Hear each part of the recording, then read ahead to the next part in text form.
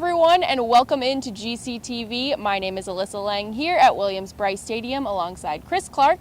We are going to break down the upcoming game against Tennessee. So we will start with, obviously, the Gamecocks. Chris, who on offense for South Carolina needs to have a standout breakout game in order for the Gamecocks to win?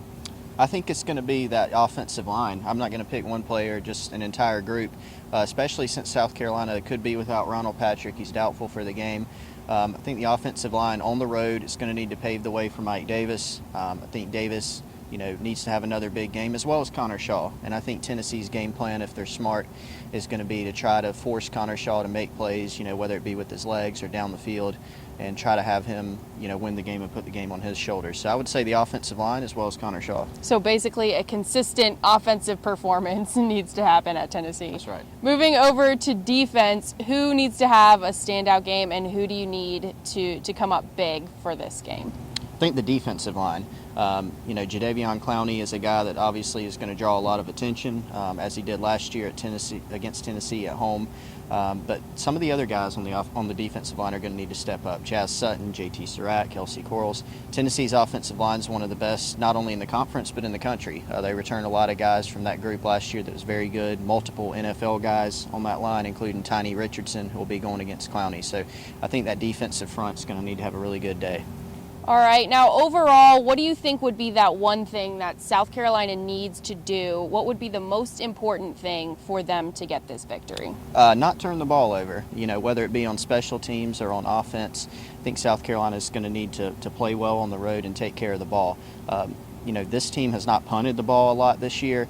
They've almost punted it. They've punted it just a little bit more than they've turned the ball over. I think they've got 10 turnovers this year. So they need to continue to take care of the football. As long as they can do that, I think they can move the ball on Tennessee. But if they turn it over, have bad plays on special teams, that could give the Vols more opportunities at home to have some success. Right, and in my opinion, like I mentioned earlier, I think you're really going to look for a consistent performance from this offense. They have been playing well on the road, surprisingly not like people remember them in previous seasons, and I think that's going to be huge going into Tennessee. And wrapping this up, give me a score prediction. What do you think the final numbers are going to be coming out of Tennessee? Originally, I thought it was going to be maybe more of a lower scoring game, but thinking about it some more, I think South Carolina is going to be able to have some success offensively. I think Tennessee is going to move the ball a little bit, get some yardage, and South Carolina is going to come up with some stops.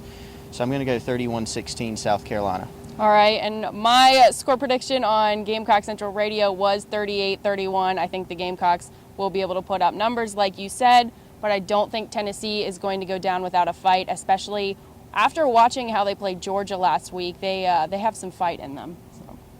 Well, that will do it for this episode of Gamecock Central TV. Be sure to check out GamecockCentral.com for all your Gamecock athletic needs, and we will see you next time.